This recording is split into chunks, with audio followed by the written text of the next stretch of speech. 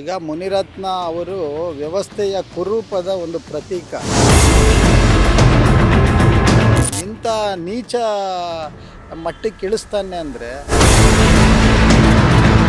ಏನೋ ನನ್ನ ಮಗ ಅಂತಾರೆ.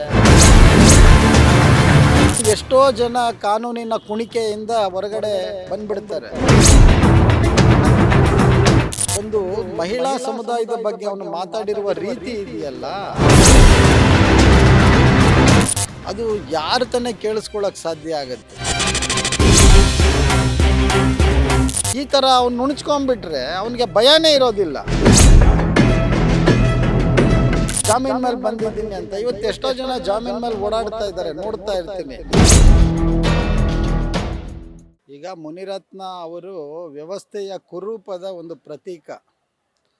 ಈ ವ್ಯವಸ್ಥೆ ಏನಿದೆ ಇವತ್ತು, ಈ ದುಷ್ಟ ರಾಜಕೀಯ ವ್ಯವಸ್ಥೆಯ ಒಳಗಡೆ ಇಂಥ ವ್ಯಕ್ತಿತ್ವಗಳು ಸಾಕಷ್ಟು ಇದ್ದಾವೆ. ಅದರ ಒಂದು ಕುರೂಪದ ಭಾಗ ಈ ಮುನಿರತ್ನ ಅವರು. ಹಾಗಾಗಿ ಮುನಿರತ್ನ ಅವರು ಮಾತಾಡಿರೋದ್ರಲ್ಲಿ ಏನು ವಿಶೇಷವಾಗಿ ನಾವು ಪರಿಗಣಿಸಬೇಕಾಗಿಲ್ಲ. ಒಂದು ಯಾಕಂತೇಳಿದ್ರೆ ನಮ್ಮ ದೇಶದ ಜಾತಿ ವ್ಯವಸ್ಥೆಯ ಮನಸ್ಸುಗಳ ಒಳಗಡೆನೇ ಇದಿದ್ದಾವೆ. ಸುಪ್ತ ಮನಸ್ಸುಗಳಲ್ಲಿ ಪ್ರತಿಯೊಬ್ಬರು ತಮ್ಮ ತಮ್ಮ ಜಾತಿಗಳ ಬಗ್ಗೆ ಅವರು ಅವರದೇ ಆದಂಥ ರೀತಿಯಲ್ಲಿ ವ್ಯಾಖ್ಯಾನಿಸ್ತಾ ಇರ್ತಾರೆ. ಆದರೆ ಒಂದು ಜನಪ್ರತಿನಿಧಿಯಾಗಿ, ಒಂದು ಪ್ರಜಾಪ್ರಭುತ್ವದ ಒಳಗಡೆ ಒಬ್ಬ ಜನಪ್ರತಿನಿಧಿ ಆದಂಥವನಿಗೆ ಕನಿಷ್ಠ ಭಾಷೆಯ ಬಳಕೆಯ ಬಗ್ಗೆ ಒಂದು ಜ್ಞಾನ ಇರಬೇಕು. ಅದರಲ್ಲೂ ಕನ್ನಡ ಭಾಷೆ ಅತ್ಯಂತ ಪವಿತ್ರವಾದಂಥ ಮತ್ತು ಅತ್ಯಂತ ಶ್ರೇಷ್ಠವಾದಂತಹ ಭಾಷೆ ನಮ್ಮ ಕನ್ನಡ. ಆದಿಕವಿ ಪಂಪನಿಂದ ಹಿಡಿದು ಕುವೆಂಪುರವರೆಗೂ ಕನ್ನಡಕ್ಕೆ ಅದರದೇ ಆದಂತಹ ಒಂದು ಇತಿಹಾಸ ಪರಂಪರೆ ಇದೆ. ಅಂಥ ಭಾಷೆಯನ್ನು ಇವನು ಇಂಥ ನೀಚ ಮಟ್ಟಕ್ಕೆ ಇಳಿಸ್ತಾನೆ ಅಂದರೆ ಸಮಾಜ ಇವನ್ನ ಬಹಿಷ್ಕರಿಸಬೇಕು. ಸೊ ಹಾಗಾಗಿ ಇವತ್ತು ಯಾವುದೇ ಒಂದು ಜಾತಿಯ ಬಗ್ಗೆ ಇವತ್ತು ನೋಡಿ ಏನು ಹೇಳ್ತಾರೆ, ಪ್ರತಿಯೊಂದಕ್ಕೂ ಜಾತಿ ಬಳಕೆ ಮಾಡ್ತಾರೆ. ಈಗ ಅವನು ನನ್ನ ಮಗ ಅಂತಾರೆ, ಅವನು ಏನೋ ನನ್ನ ಮಗ ಅಂತಾರೆ, ಆಮೇಲೆ ನನ್ನ ಮಗ ಅಂತಾರೆ.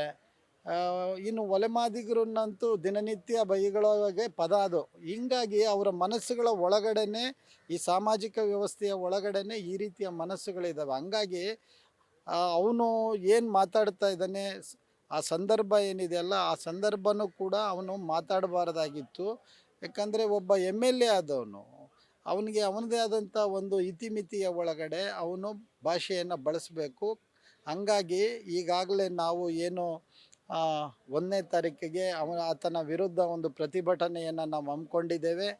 ಆ ನಿಟ್ಟಿನಲ್ಲಿ ನಾವು ಈಗಾಗಲೇ ಹಲವಾರು ಬೇಡಿಕೆಗಳು ನಮ್ಮಿದ್ದೇವೆ ಸರ್ಕಾರದ ಮುಂದೆ. ಈಗ ಅವನ್ನ ಅರೆಸ್ಟ್ ಮಾಡಿದ್ದಾರೆ.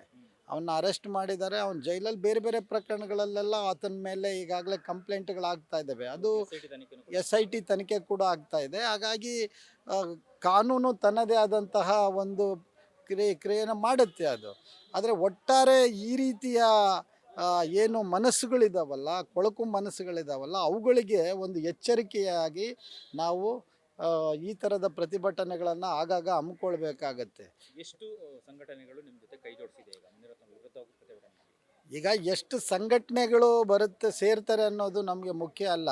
ಒಟ್ಟಾರೆ ಪ್ರತಿಭಟನೆ ದೊಡ್ಡ ಪ್ರಮಾಣದಲ್ಲಿರುತ್ತೆ, ಹೆಚ್ಚಿನ ಸಂಖ್ಯೆಯಲ್ಲಿ ಜನರು ಸೇರ್ತಾರೆ. ಆಮೇಲೆ ಎರಡೂ ಸಮುದಾಯಗಳನ್ನು ಆತ ಏನು ಈ ರೀತಿಯ ಒಂದು ಕೀಳಾಗಿ ಅವನು ಮಾತಾಡಿರೋದ್ರಿಂದ, ಈಗ ಒಕ್ಕಲಿಗ ಸಮುದಾಯದ ಬಗ್ಗೆನೂ ಮಾತಾಡಿದ್ದಾರೆ, ಆಮೇಲೆ ಈ ವಲಯ ಸಮುದಾಯದ ಬಗ್ಗೆನೂ ಮಾತಾಡಿದ್ದಾರೆ. ಹೀಗಾಗಿ ಎರಡೂ ಸಮುದಾಯಗಳಲ್ಲಿ ಒಂದು ರೀತಿ ಆಕ್ರೋಶ ಇವತ್ತು ಮಡುಗಟ್ಟಿದೆ.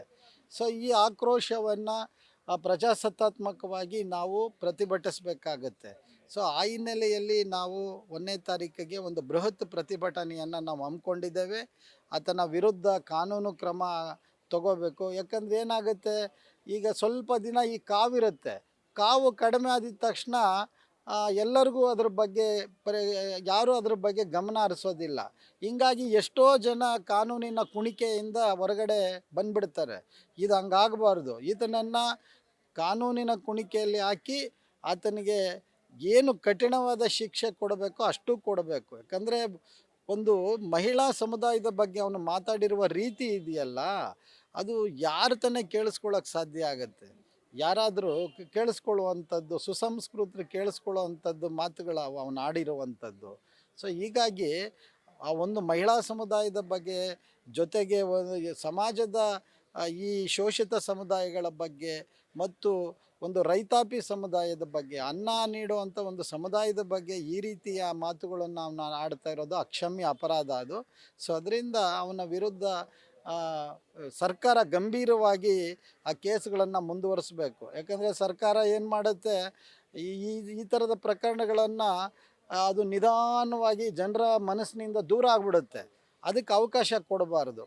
ಹಾಗಾಗಿ ಕಾನೂನಿನ ವ್ಯಾಪ್ತಿಯ ಒಳಗಡೆ ಅದನ್ನು ಹೆಚ್ಚು ಆ, ಗಟ್ಟಿಯಾಗಿ ಅವನು ಯಾವುದೇ ಕಾರಣಕ್ಕೂ ಅವನು ತಪ್ಪಿಸ್ಕೋಬಾರ್ದು. ಆ ರೀತಿಯ ಕೆಲಸವನ್ನು ಈಗ ನೋಡಿ, ಈಗ ದೌರ್ಜನ್ಯ ಪ್ರಕರಣದಲ್ಲಿ ಅವನಿಗೆ ಇದು ಬೇಲ್ ಸಿಕ್ಬಿಡ್ತು. ಈಗ ಈ ಮಹಿಳಾ ಮೇಲೆ ನಡೆದಿರುವಂಥ ದೌರ್ಜನ್ಯಗಳಲ್ಲಿ ಆತನಿಗೆ ಜೈಲಾಗಿದೆ. ಈ ಥರ ಅವ್ನು ನುಣುಚ್ಕೊಂಡ್ಬಿಟ್ರೆ ಅವನಿಗೆ ಭಯನೇ ಇರೋದಿಲ್ಲ, ಕಾನೂನಿನ ಭಯನೇ ಇರೋದು. ಅವ್ರು ಏನು ಮಾಡಿಕೊಂಡ್ರು, ಹೋಗಿ ಇದು ಜಾಮೀನು ಮೇಲೆ ಬಂದಿದ್ದೀನಿ ಅಂತ. ಇವತ್ತು ಎಷ್ಟೋ ಜನ ಜಾಮೀನು ಮೇಲೆ ಓಡಾಡ್ತಾ ಇದ್ದಾರೆ, ನೋಡ್ತಾ ಇರ್ತೀನಿ.